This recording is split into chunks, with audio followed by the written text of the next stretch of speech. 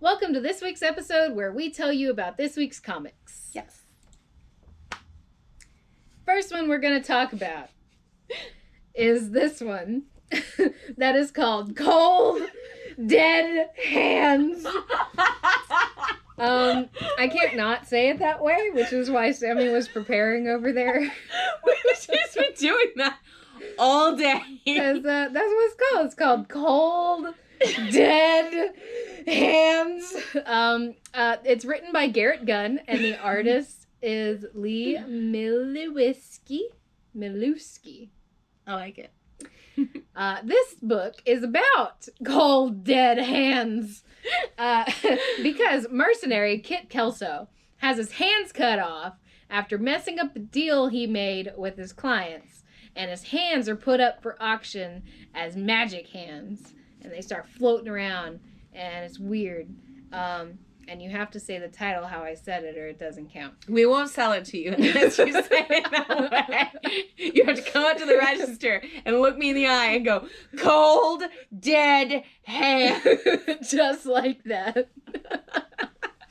It's been a day.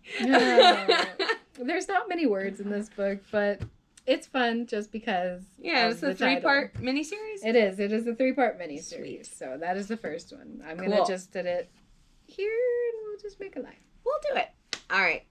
Oh, I guess I should move on to the next time. So our next book is another one that is supposed to be a really big one from Image. It is called Crossover.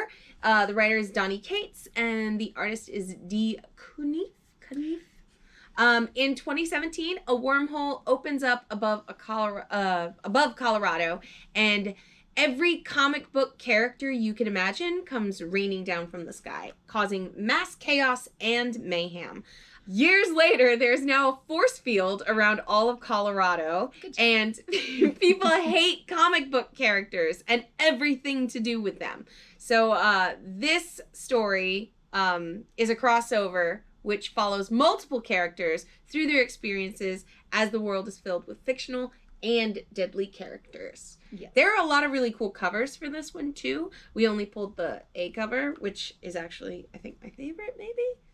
I haven't decided, but really good. It's pretty interesting. I like it. It's funny. It's got like a little bit of a day in the life of a comic book store thing going on. It's a little funny. So the next ones I'm going to talk about are both of these at the same time. Yeah. Not because they're the same thing, just because they're both heavy metal. I don't even have to hold it. Look at me. What? That's going to fall over, I It is. bet. Okay. They're so tall, though. Oops, I forgot to put the writer and artist of that one. But the writer and artist of this one is Matt Medney is the writer, and the artist is German Ponce. Darkwing is about Captain Benedict Gunn, who pilots a spaceship that was once a planet in search of a solar system to call home. It's an oversized comic. I don't know if you can tell. I'm not going to hold this one up. The back has the cut front. Yeah, it's definitely bigger than our normal comic. It's probably a magazine-sized bag. Yeah. Would probably work. I did not test that, though. Maybe a golden would work, but I don't think so. Looks more magazine-sized. This one will be a 10-part series.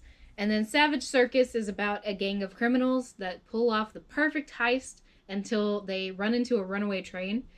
And that runaway train is actually a circus car filled with Earth's deadliest man-killers. Cute. So, out of the two, I think that one sounds a bit more interesting to me personally. Yeah, and the art's by Al Barrianevo. But I just don't really do space things. So. Ooh, I like the art in this. Yeah. That doesn't make me upset. I like when I look at things and they don't automatically make me cringe. This one has a character that reminds me of Cindy off of Final Fantasy 15. Oh, yeah. I thought you were literally about to say Cindy Dunn. Shout out, girl. And I was like, where? Let me see. No, not Cindy Dunn. That would have been cool as heck, though. All right, our next one. Oh, I went too far. Oh, no. That's okay. Hold on, it's fine. I got this. Our next one is Happy Hour from Ahoy Comics, which is... I've never heard of Ahoy Comics. Huh. Anyways, There we go. The writer is Peter Milligan. The art and the cover art is Michael Montanat. In a future America, it is law to be happy, and law is being forced by brute force. This book sounds very similar to the plot of the video game We Happy Few. I remember that game. Okay, I was trying to tell you about it earlier. It was a good game. Yeah, I remember that game. Where the characters must take their joy, a pill that makes them be happy. But in this book, instead, people undergo procedures on their brain to make them happy. And if they cannot take the procedure, they are given shock therapy. So, yeah. I like that. That's wicked. Oh, that looks like jujitsu. Oh, they're doing jujitsu. That I totally skipped over that page when I was flipping through it, but yeah, I didn't flip over that one. It's like it's folding clothes while people are still in them. The art of folding clothes. I'm not sure why it's now law to be happy, but it is, and that's maybe it'll get into the backstory. There you go. Yeah, I assume that would be a thing. So La Diabla. Yes. So this one. Okay, I just copied and pasted the description it has on the previews world for this one because it's so great. I loved it. I didn't summarize. I was just like, yep, this is what we're gonna go with. So this is written and illustrated by Eric Powell. He is the Goon, local to Nashville. He wrote the Goon. Okay, so a Lords of Misery prelude. Who is she? What is she? A vigilante? A phantom? A beast? Straight from hell? Are you listening, Bronze?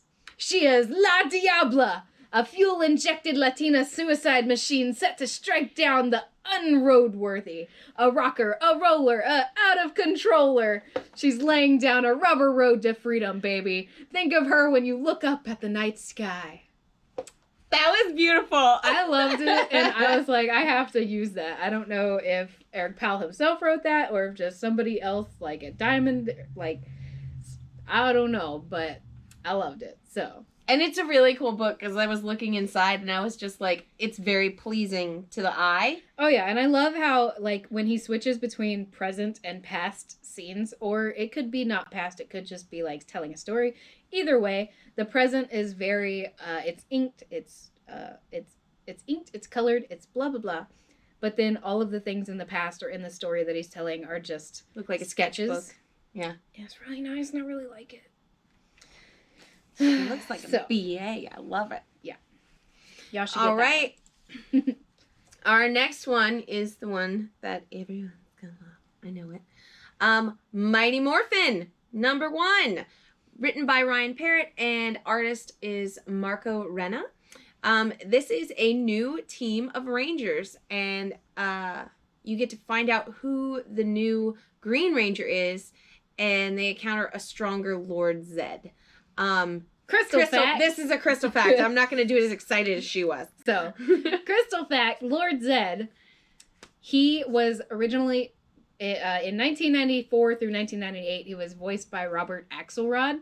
He passed away last year from, I don't know what from, but in September of 2019, he passed away. But, fun fact, in case you didn't know, he was also at MTAC sometime around 2008 and 2009, and that was like my first anime convention ever, and I was like, this is so cool, I'm at an anime convention, and was standing in line, and I was like, who's this guy sitting here, what's this thing on his desk? And he had this little thing on his desk, and it looked like a thing, and I was like, I think I know what that is. And I looked at him, I was like, excuse me, sir, what is this thing on your table? And he was like, oh, I was the voice of Armadillomon and Wizardmon. And I was like, ah! Crystal had a lot of hype moments today. I don't know if you guys can tell. I was like, this is the best thing in my life. And they had him sitting in the heat, and it was sad, but it's okay, because I got his signature on something. I think it's a fan, because I didn't know, and I just got an MTAG free fan. Just grab something. Yeah, and so I have like a bunch of signatures on it, but that was exciting, and Wizardmon is great, and if you haven't watched Digimon, you should go watch Digimon, but also Power Rangers. Mighty Morphin, new book, #1, you'll love it. We got a lot of variants for that one, too. Yeah, we did. Yeah, that's you. Oh, it is I talked a lot, so I thought it was your turn. This one is called Origins by Clay Chapman. The artist is Jacob Rebelka. This is a 6-part miniseries. This story takes place 1,000 years after mankind had been killed off by artificial intelligence until the android Chloe, who is this character on the front right here, she brings back the man who caused the downfall of the humankind, David Adams. And now they're trying to bring back humanity and stop the AI overlords. This has a very, like, Horizon Zero Dawn meets, Like the art. I don't know. Meets, it's a manga with the little girl in the forest and the big, forest guardian who has to take her to find the rest of the humans. Do you remember? I got it here. Something... You know what I'm talking about. No, it has the same thing as the Girl and the Beast. The one with the little white character who looks like a little sprite, and then a big dark tall one on the cover. Oh, is it other girl, the girl from the other side or something like that? It's very like that, but it has an anime, and it's something. It reminds me vaguely of that. It's really cool. I like it. How about I not die? That'd be good. Cool. And the next one is Pantomime. It is written by Christopher Sabella, and the artist and cover artist is David Stoll. This story is about Haley. Haley is deaf, and she and her brother Max are sent away after their mother's death to a boarding school for special needs children. And there, they get in trouble with other children when they start stealing from people. All of the children start stealing from people until they go too far and one day steal from the wrong person. So, oh God, what is the Neverland? Promised Neverland? Except without the cannibalism? Kind of. Actually, not exactly the same, obviously, but similar. Yeah, but I like that we're seeing a lot more comics that are more inclusive, especially for like the hearing impaired, physically disabled, a lot of different like things. This is really cool. And almost, if not every single scene in this book, all the kids, when they're talking to each other, they're not just standing there like this talking, or if there is a headshot, it's got hands up there as well where... they're signing. I don't know any sign language except for my I alphabet, see it though. but... Like, look, that's they're like mini Robin Hood. Like she's doing... And no, you can't do that. Oh, I know that I'm not one. going to do anything because I don't know what I'm saying. So I definitely know thank you. I can say thank you. Okay. That's about it. Oh. I wanted to learn, but like trying to learn from I know the alphabet. A phone app is not it's very hard. So the next one is Red Atlantis, written by Stephanie Phillips, and the art is by Robert Carey. So suddenly people break out into sudden acts of violence all around America. Texas journalism student Miriam suddenly finds herself being questioned by the FBI. This story includes espionage, treason, mind control, and more. Find out if Miriam is able to clear her name and stop the next war, because things are getting crazy with all this violence breaking out for unknown reasons. And people are pointing fingers at people, and it could be leading to a possible war. So, that sounds wild. Yeah. Let's just... Cool. And our next book is Thompson Heller, Detective Interstellar. Thompson Heller, Detective Interstellar. I like that. I didn't rhyme good. And the beat was off. Okay. It's fine. We're here for it. Fine. The writer is Milton Lawson, and the artist is David Kishholm. Detective who travels the stars searching for interstellar mysteries travels to a faraway planet to help a friend who's been accused of murder. He doesn't believe his friend is guilty, but surveillance cameras say otherwise. So it's a really cool little whodunit. It's 3-part little series, so there'll be 3 books. You should definitely check it out. It looks really interesting the way that it's drawn. It kind of reminds me of when they draw John Constantine, his face. Little bit. In a lot of the Hellblazer ones. So it's fun. I think you guys should check this one out. So our next book is U.S. Agent, written by Christopher Priest, and art is by George Ginty, which I'm positive I mispronounced his name, but I apologize.